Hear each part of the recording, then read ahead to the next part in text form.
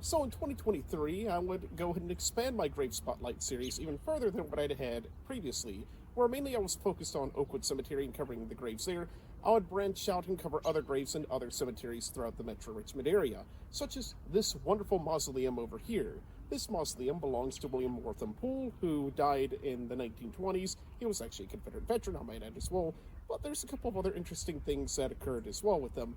Namely, of course, his wife would pass away in 1913, as you see on the date up there, but the main thing is that this mausoleum would end up getting quite a bit of notoriety, as it is often associated with a little bit of a story that some VCU kids came up with in the 80s, known as this tale of the Richmond vampire.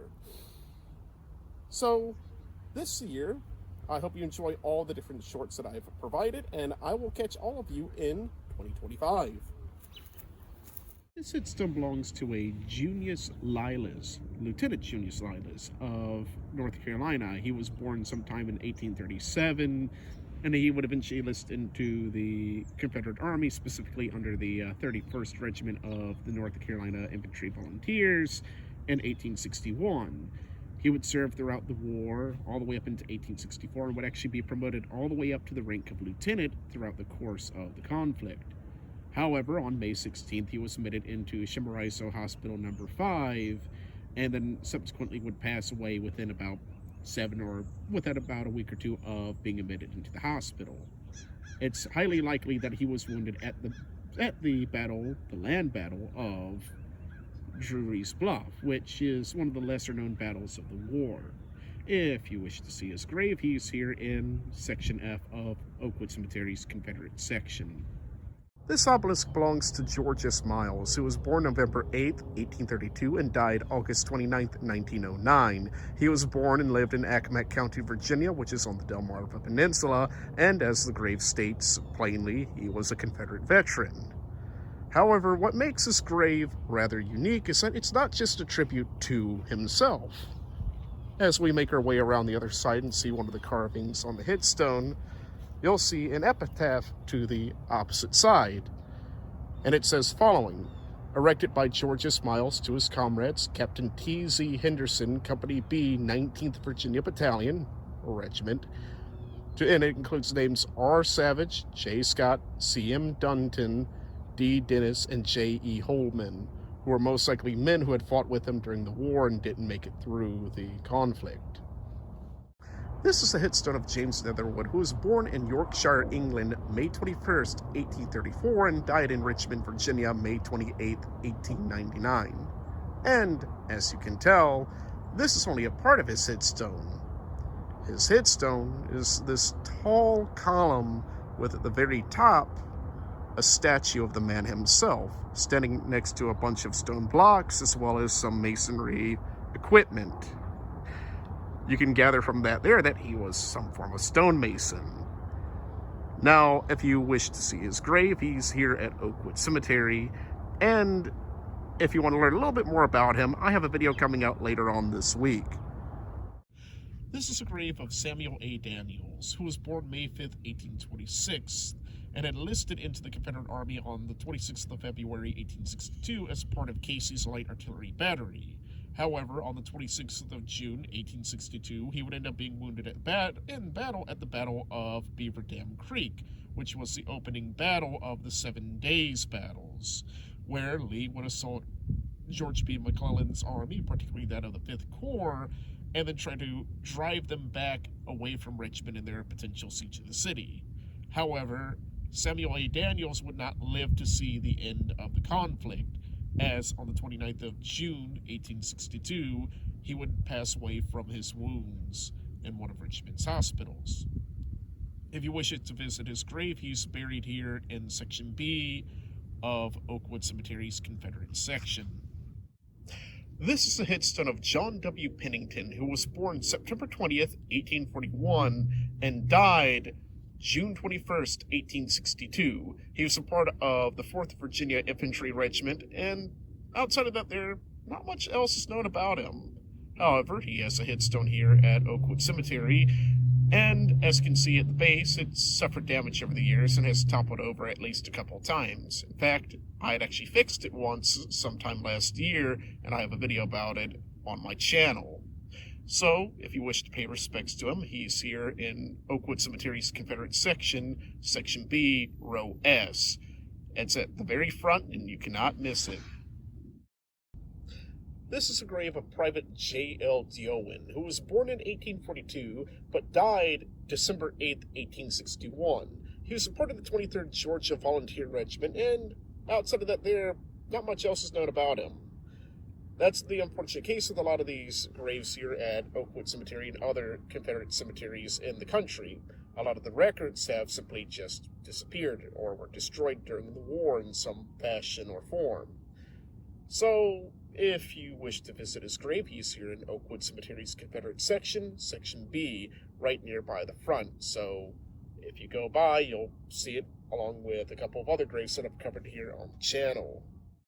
Here we have the graves of Nathaniel T. Allman and his wife, Annie Ryn Allman. Nathaniel T. Allman was born November 5, 1832, but died December 20th, 1907. He had enlisted as a part of Company A of the 18th Battalion of the Virginia Heavy Artillery, which was mustered up in Southampton County, Virginia.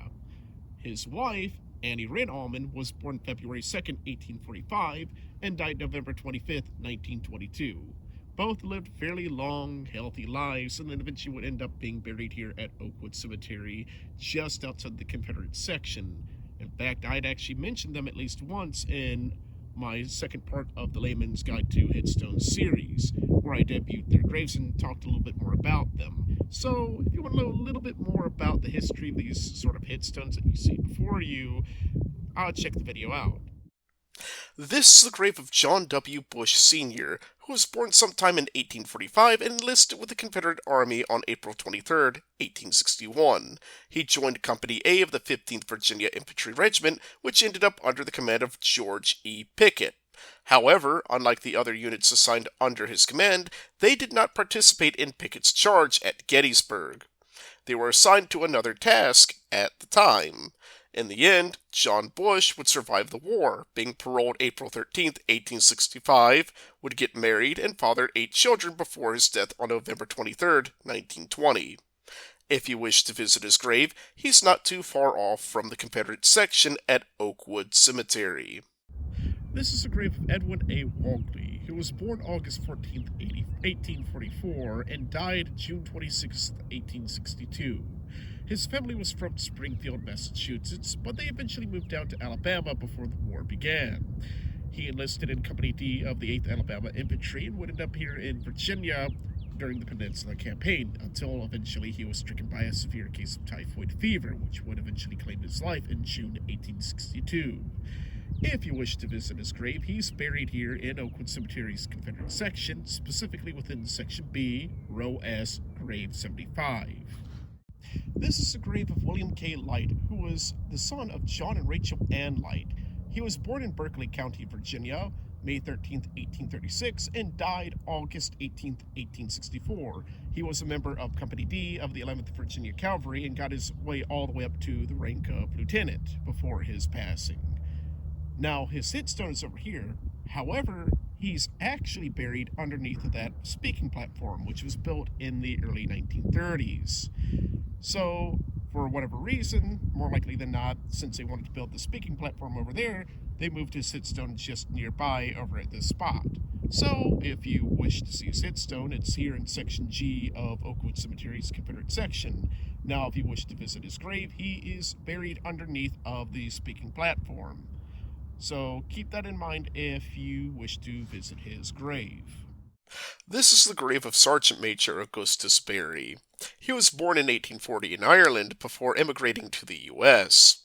During the American Civil War, he served for the Union in the 16th U.S. Infantry Regiment in the Western Theater, where, through his actions, he earned the Medal of Honor.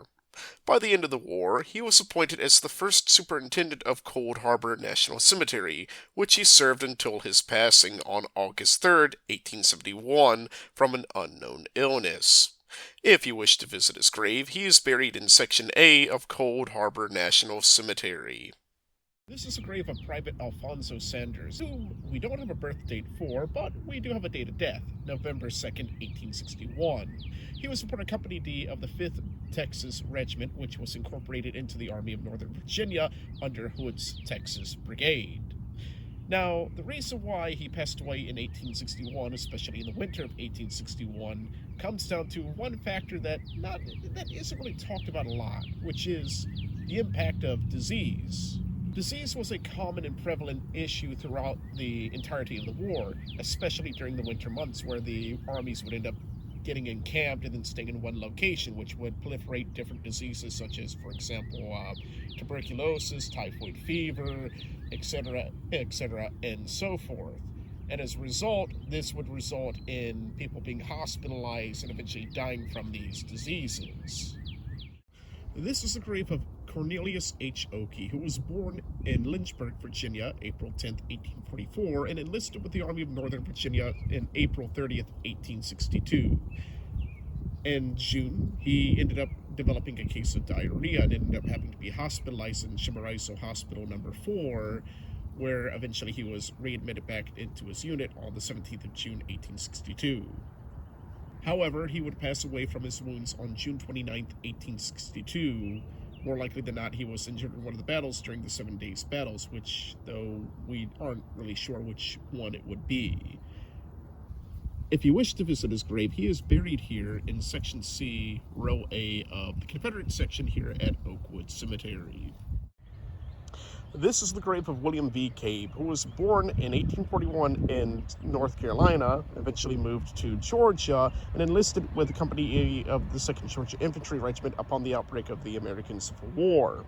He would eventually rise to the rank of corporal after enlisting as a private, and eventually would be wounded at the Battle of Malvern Hill on July 1st, 1862. Then on the 10th of July, 1862, he would pass away from his wounds and be buried here at Oakwood Cemetery. If you're interested, there's actually a photo of him online made available through Find a Grave. And if you wish to visit where he's buried here in Section C, Row N, Grave 62, next to the grave of George W. Dawes, which you might know him through a famous photograph, which I'll be talking about next week. Right next to the grave of William V. Cabe, we have the grave of George W. Dawes, who was born in 1839 in Alabama and enlisted within the Confederate Army as a part of the 11th Alabama Infantry Regiment. He'd fight throughout the 7 Days Battles, all the way up until the Battle of Malvern Hill, where he would be wounded, which that would be July 1st, 1862. He would then pass away on July 18th, 1862, and be buried here at Oakwood Cemetery. Now, today his grave is unmarked. However, back in 1865, his grave was actually marked, and we have a photograph of that there. In fact, it's an iconic photograph, which I'll be discussing in this week's video. So, if you wish to visit his grave, he is buried here in Section C, Row N, Grave 63 of Oakwood Cemetery's Confederate section. This is the grave of Lieutenant D.C. Stafford, who was born in 1835 in South Carolina and enlisted with the 8th South Carolina Volunteer Infantry Regiment as a part of Company I. He would eventually die on July 23rd, 1864, and would be buried here at Oakwood Cemetery. Now, his grave is unique because, unlike many of the other graves in the cemetery, as well as no other graves in the entire Confederate section, his grave is actually cordoned off with a special iron gate, as well as this sort of this stone foundation at the bottom. Now, after a certain point, it had suffered a lot of deterioration and eventually was refurbished again by the Sons of Confederate Veterans, which they eventually added this small epitaph to the head of the grave. So if you wish to visit his grave, he is here in Section G, and his grave is actually very easy to find. This is the grave of William Shelton Eubank, who was born September 23rd, 1845 in King William County, Virginia. He would go on to enlist in the Confederate Army as a part of Company H of the 9th Virginia Cavalry, where he would serve throughout the entire duration of the war and surrender at Appomattox Courthouse along with the rest of Lee's army. He would then go on to get married, have 8 children, and then pass away on January 5th, 1904. Buried next to him and sharing the same headstone here is his wife, Rosalie James Eubank, who was born in 1854 and would go on to outlive him, dying in 1949. If you wish to visit their grave, they are buried here at Oakwood Cemetery. This is the grave of James P. Pond, who was born in Surrey County, Virginia on an unknown birth date. However, we know what day he enlisted with the Confederate Army, which was on November 16, 1862. He would then be mustered into Captain Hankins Light Artillery, where he would serve within that unit all the way up until May 16, 1864, where he would be wounded at the Second Battle of Drury's Bluff, otherwise known as the Battle of Proctor's Creek. He would then be taken to Chimborazo Hospital No. 3, where he would eventually pass away on June 10, 1864. Now, his marker here is a fairly recent marker, being added only within a week of the creation of this short. So, if you wish to visit his grave and pay respects to him, he is here in Section F, Row T, Grave 8 of the Confederate section here at Oakwood Cemetery. This is the grave of Private William Henry Barnes, whose birth date is unknown, but we know he was from Brunswick County, Virginia. He enlisted on March 31st, 1862, as a part of the 12th Virginia Infantry, as a part of Company B, the Huger Greys. However, before he could see any major combat, he fell gravely ill and had to be hospitalized multiple times until he died at Chimborazo Hospital No. 3 on May 16, 1862. Disease was a fairly common issue within the armies during this time period and often ended up being the major reason for most casualties and deaths during the war. Now, if you wish to visit his grave, he is buried in Section A, Row J, Grave 85, here at the Confederate section at Oakwood Cemetery. This is the grave of Solomon Forbaugh, who was a corporal of Company A of the 23rd Pennsylvania Infantry. He was born in 1835 in Somerset, Pennsylvania, eventually enlisted as a part of the 23rd Pennsylvania Infantry in 1861, and would eventually end up being incorporated into the Army of the Potomac along with the rest of the 23rd Pennsylvania Infantry Regiment. However, on May 31st, 1862, he would be killed in combat during the Battle of Seven Pines, which was one of the largest engagements of the war, at least one of the largest engagements of the war at that time, and one of the most consequential battles of the war that isn't talked about enough. So, if you wish to visit his grave, he is buried here in Seven Pines National Cemetery. This is the grave of Benjamin Barker. He was born on April 19, 1844, in Hanover County, Virginia. In early 1863, he would enlist in the Confederate Army, being mustered into a cavalry unit that later was reformed into the 24th Virginia Cavalry. He would serve throughout the war, surrendering at Appomattox on April 1865, and later would marry his wife, Araminta, and have 8 children with her before passing away on September 20th, 1913, at the age of 69. He's interred here at Beulah Church, nearby Cold Harbor. The church was used as a hospital by Union troops during the Battle of Cold Harbor in 1864, and in the same year would be burned down. It was rebuilt in 1868 and still stands today. If you do wish to visit his grave, he is in the burial ground to the rear of the church. This is the grave of George E. Pickett, who was born January 1825 here in Richmond, Virginia. He'd eventually enlist in the United States military, serving in a number of wars, including the Mexican-American War, and then eventually would join the Confederate Army during the American Civil War. He's most notable for, of course, Pickett's charge at Gettysburg, but was also a fairly notable commander throughout most of the war, becoming a divisional commander by the end of the conflict. He'd eventually pass away on July 16, 1875, and would be buried here in Hollywood Cemetery, specifically on a hill known as Gettysburg Hill, where many other Confederate veterans and, of course, Confederate dead from the Battle of Gettysburg were buried. So if you wish to visit his grave, he is here in Hollywood Cemetery in Richmond, Virginia. This is the grave of George A. Schenck, who was a native of Philadelphia and ended up on the Confederate side of the war when the war broke out. He was a member of the crew of the CSS Patrick Henry, which was actually a repurposed merchant vessel, which was used as a naval vessel and then eventually as a training vessel. However, on June 15, 1862, he would die. Now, he didn't die from disease or being killed in combat. Rather, he was struck by lightning, which is something that doesn't happen a lot on land, but on naval vessels, especially when you're on a high mast or anything else, your chances of getting struck by lightning are increased exponentially, especially during a thunderstorm. So, if you wish to pay your respects to Mr. Shank, he's buried here at Gettysburg Hill in Hollywood Cemetery. This is the grave of Charles Harris McPhail, who was born in Norfolk and was a native of Norfolk, and eventually died during the Battle of Malvern Hill on July 1st, 1862. He was a member of Company G of the 6th Regiment of the Virginia Volunteers, and died during the main assault against Malvern Hill itself.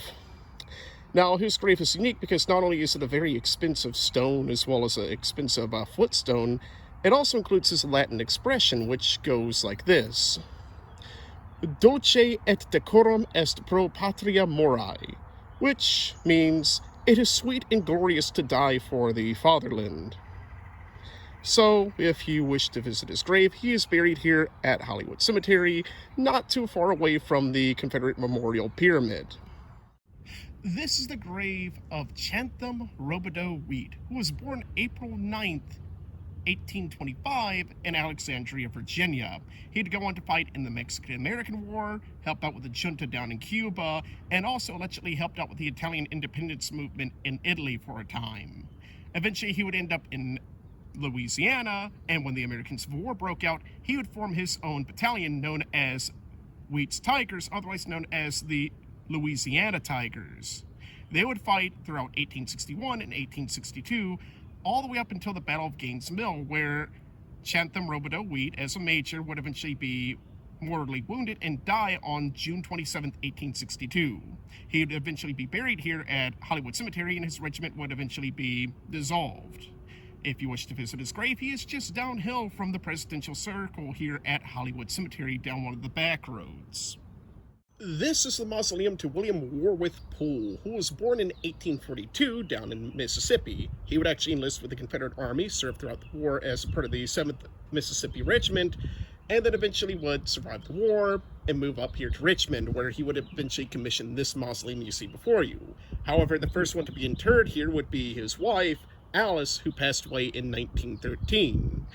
Eventually, he would pass away in 1922 and be interred here along with a number of his children.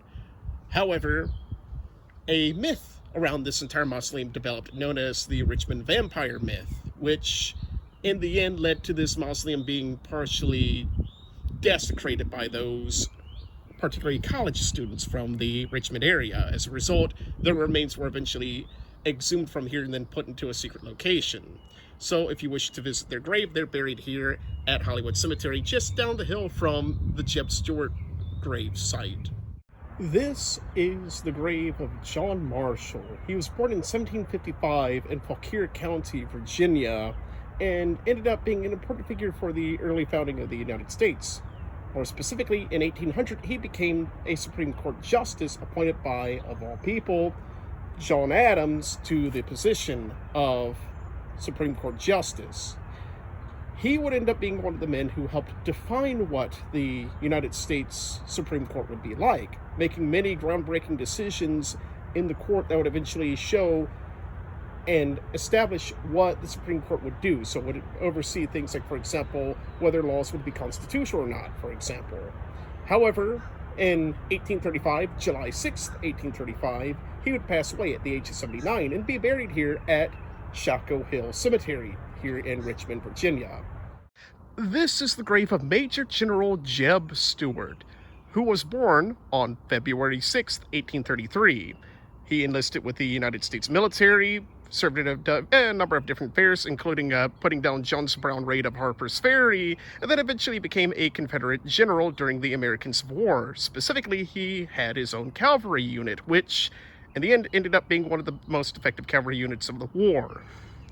However, on May 10th, 1864, he would be wounded mortally at the Battle of Yellow Tavern, where he engaged Sheridan's cavalry at that particular conflict. Then on May 12th, 1864, he would pass away and be buried here at Hollywood Cemetery. There's a couple of historic photographs of what his grave used to look like back in 1865, but today there's this tall obelisk that stands over his grave. So, if you wish to visit his grave, he's buried here at Hollywood Cemetery, just along Ellis Lane. This is the grave of Lieutenant Wales Hurt, a member of the Petersburg militia. On June 9th, 1864, he, along with 125 other men, would be involved in the First Battle of Petersburg as they faced off against 1,400 cavalrymen of the Army of the James. While heading back to request for aid, he was killed. He was only 17 years old, the youngest man killed that day. If you wish to visit his grave, he is buried in Blandford Cemetery in front of the church, also known as the Confederate Memorial Chapel. This is the grave of Nora Fontaine Maury Davidson. She was born on February 19, 1836, in Petersburg, Virginia. During the American Civil War, she worked as a nurse at the first Confederate hospital from 1862 until the end of the war. After the war, she began to lay flowers down on the graves of Confederate dead in Blandford Cemetery, specifically to the dead of the Battle of Old Men and Young Boys. It was this tradition that, according to legend, served as the basis of Decoration Day and later Memorial Day, though this claim has been disputed over the years. Nora Davidson would pass away on February 10, 1929, just shy of her 93rd birthday. If you wish to visit her grave, she is buried at Blandford Cemetery in front of Blandford Church. This is the grave of Private Robert T. Jones, who was born in South Carolina in 1833. He later on enlisted with the 14th South Carolina Infantry Regiment as a part of Company B and would serve throughout the war until 1864, when he would pass away and be buried here in Richmond, Virginia. However, wherever he was buried at, he wouldn't remain there for long because eventually he would be exhumed and then be buried here at Richmond National Cemetery. Now, this wasn't intentional. More likely than not, he was accidentally exhumed as a part of the overall operations by the federal government to exhume Union dead and was mistakenly identified as a Union soldier instead of a Confederate soldier. However, he now lies here in Richmond National Cemetery, and he has a unique headstone that you see right here that identifies him as a Confederate soldier. This is the memorial to Major General William Phillips, who was born in 1731 in England and acted as a Major General of the British Army during the American Revolution. He fought at battles such as Ticonderoga up north and then ended up with Cornwallis's army as they were moving through the south from South Carolina all the way up north here to Virginia. Eventually, though, he was killed in action on May 13th, 1781, and then was buried here at Blandford Church and Cemetery in the old church grounds here. However, no one knows where he's buried at exactly, so as a result, this memorial was dedicated in 1914 in honor of his memory and legacy. We're here at the City Point National Cemetery, and I actually want to cover a headstone that I hadn't covered previously on the channel. Now, I had talked a little bit about federal government headstones in the past, but this example here is one that I didn't have a good chance of covering. And as we approach here, we'll see that this headstone belongs to a Nathaniel Cross, who was a part of the USCT. That designation means that he was a part of the United States Colored Troops, which were all black regiments raised by the United States military during the American Civil War. So, if you ever visit any of these cemeteries and you want to know whether the person is white or black, usually they will have that designation of USCT to designate them as a black soldier. This is the grave of James Monroe, who was the 5th President of the United States, and he's buried here at Hollywood Cemetery in the Presidential Circle. However, he's not the only president. If we just turn around and walk about 10 paces over, we have here the grave of John Tyler, who was another president of the United States and died in 1862, being the only president to die technically in a foreign country and to be buried under the flags of another country, that being the Confederate States of America. So if you wish to visit their graves, they're buried right here in Presidential Circle here at Hollywood Cemetery. This is the grave of Richard Yarborough, who was born in Nottinghamshire, England in 1615. In 1635, Yarborough immigrated to Virginia. Nearby the modern city of Petersburg, he became a prominent planter and a wealthy man with a loving wife, a wife that would have 10 of their children. He passed away in 1702 and was buried in what would become Blandford Church and Cemetery. Over the centuries, the original stone has been damaged by erosion, and with one botched restoration changing the name to Scarborough by accident. In 1981, descendants of Richard dedicated a new headstone in honor of their forefathers' long-lasting legacy. I want to go ahead and cover 3 different blackguards today. So the first one we have here is Willoughby B. Blackguard, who was born in 1831 and died April 20th, 1862 in one of Richmond's hospitals, and then was buried here at Oakwood Cemetery. He's a part of Company I of the 24th Virginia Infantry. And for the second one, about 6 days after Willoughby Blackguard's death, you have the death of his older brother, William Blackguard, who died on April 27th, 1862 at the age of 35 years old. And finally, we have Captain Joel Blackguard, who was not a brother of the other 2 Blackguards we just mentioned earlier, but a distant cousin of theirs. He was captain of Company D of the 7th Virginia Infantry and was killed on June 30th, 1862 at the Battle of Glendale, otherwise known as the Battle of Frazier's Farm, and was buried here at Willis United Methodist Church's burial ground, and currently still resides here to this very day. This is the grave of Sarah Elmira Royster Shelton, who was born in 1810 and died in 1888. She is best known as being the first and last lover of Edgar Allan Poe. The reason why she earned this title was because she was the first person that Edgar Allan Poe fell in love with, and they ended up writing when they were kids, until, of course, her father stepped in and burned all of the letters that Poe was sending to her, and as a result they had a falling out.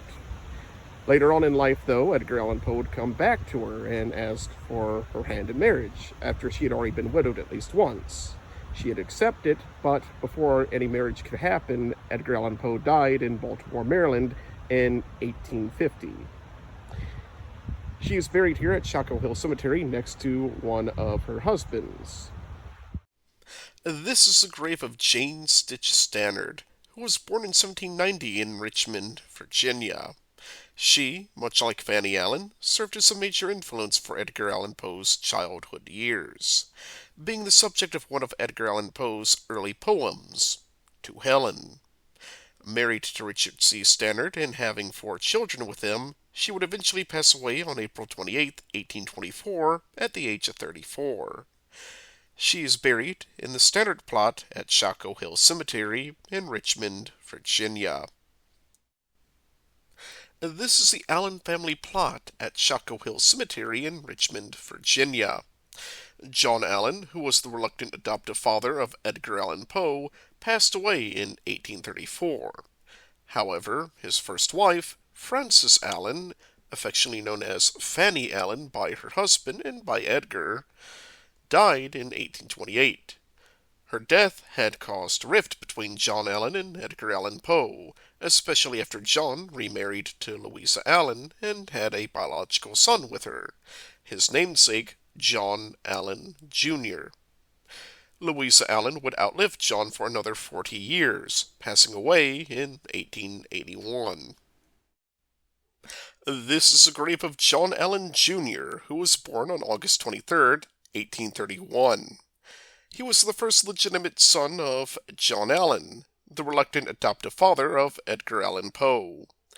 After the elder Allen's death in 1834, John Allen Jr. inherited a sizable amount of wealth from his late father's estate.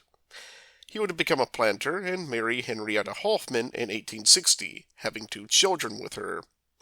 He would go on to enlist with the Confederate Army in 1861, eventually rising to the rank of first lieutenant in the 6th Virginia Cavalry. On July 3, 1863, he would be killed at Gettysburg during the failed flanking assault of Jeb Stuart's cavalry. He would eventually be laid to rest at Shockoe Hill Cemetery in 1866. This is the grave of Sergeant William Thomas Miller, who was born on July 23, 1831, in Anderson County, South Carolina. His family eventually moved westward to Mississippi before the outbreak of the Civil War. Both William and his brother, Ezekiel, would enlist with Company K of the 17th Mississippi Infantry. However, William would fall gravely ill from a mixture of bronchitis and diarrhea before passing away on June 24, 1862. This new headstone is not the only headstone he has. In fact, while helping install some new headstones, I happened to find the original headstone partially buried in the dirt, not far away from where he lies. If you wish to visit his grave, he is buried here in Oakwood Cemetery in the Confederate section here in Richmond, Virginia. This is the grave of Corporal John H. Cumby. He was born on October 3rd, 1841, in Mecklenburg County, Virginia. He would enlist with Company C of the 21st Virginia Infantry Regiment in June 1861. He would be captured at Kernstown and taken to Delaware before being exchanged in August 1862. On October 19, 1864, during the Battle of Cedar Creek, he would be wounded in the left hand, necessitating the amputation of his third and fourth fingers. He would survive the war and live a long life, passing away on March 16, 1927, at the age of 85. If you wish to visit his grave, he is buried at Oakwood Cemetery in Richmond, Virginia. This is the grave of Ira Watson. Born in New York in 1847, he eventually moved to Illinois, where he would enlist with Company F of the 147th Illinois Infantry on February 1st, 1865. The war would end during the spring of 1865, and he would be mustered out on January 20th, 1866. He would eventually marry Susan E. Watson and have 5 children with her. By 1900, he had finally settled down in Henrico County, Virginia, where he would live out the rest of his days. He'd finally pass away on February 14th, 1919, at the age of 71. If you wish to visit his grave, he is buried here at Oakwood Cemetery here in Richmond, Virginia. These are the graves of Francis Frederick Dory and his wife, Sarah Ellen Dory. Frank Dory was born in Pennsylvania in 1854, but eventually settled in Wisconsin. He married his wife, Sarah, whom was affectionately known as Rose, in the 1870s and had 10 children with her. By 1900, now growing old, the couple had become successful dairy farmers and decided to move southward for a more mild climate. They would settle in Henrico County's East End a few years before Frank's death in 1916. Rose would outlive Frank for nearly 20 years, passing away in 1935. Their farm would be sold to the county in 1979 and be opened as a park in 1984, which still bears their last name. This is the grave of Fletcher B. Woodruff. Born near Brunswick County, Virginia in 1844, he would go on to enlist with the 53rd Virginia Infantry as a part of Company H on August 6, 1862. However, he had been sick upon his enlistment. His illness progressed to the point he was taken in as a patient at Chemeriso Hospital No. 3 by October 28th. He would eventually succumb to his illness after developing a bout of pneumonia, passing away on December 7, 1862. He was only 18 years old. If you wish to visit his grave, he is buried in Section A, Row L, Grave 94 of Oakwood Cemetery's Confederate section. This is the grave of Private John T. Brown. Born in Northampton County, North Carolina, on July 16, 1834, he would enlist with the Company A of the 15th North Carolina on July 15, 1862. The 15th North Carolina would end up under the command of Brigadier General John Cook, and they would end up taking defensive positions along the stone wall at Murray's Heights during the Battle of Fredericksburg. During the intense firefight, he was wounded in the chest, likely due to a gunshot wound, and required immediate medical attention. However, his wounds would prove to be fatal. On December 25th, Christmas Day, he would finally pass away at the age of 28. If you wish to visit his grave, he is buried in Section A, Row N, Grave 144 of the Confederate section at Oakwood Cemetery. This is the grave of Dr. James Drew McCall. Born in Virginia in 1771, he would travel abroad after the American Revolution to study medicine at the University of Edinburgh, which he graduated from in 1792. He married his first wife, Sarah Harris, on the following year and had 4 children with her. By this point, he had become a well-known physician in the city of Richmond, but would become famous after he and Gilbert Hunt, a freed black man, would save a dozen lives during the Richmond Theater fire on December 26, 1811. Physically scarred by this, he would live out the rest of his life in neighboring Powhatan County until his death on December 28, 1845. If you wish to visit his grave, he is buried in Shockoe Hill Cemetery under this newly furnished marker provided by the Friends of Shockoe Hill. This is the grave of Lycurgus McNeil Brown. Born in Bastrop, Texas on March 30th, 1843, he, along with his older brother Albert Polk Brown, would enlist with the Company A of the 4th Texas Regiment. The regiment would be incorporated into the Army of Northern Virginia and would be stationed near Dumfries, Virginia during the winter of 1861. Disease, particularly a measles outbreak, struck the camp in December of 1861, which was the likely culprit for Lycurgus's untimely death. He would pass away on December 27, 1861, at the age of 18. If you wish to visit his grave, he is buried in the Confederate Cemetery in Fredericksburg, Virginia.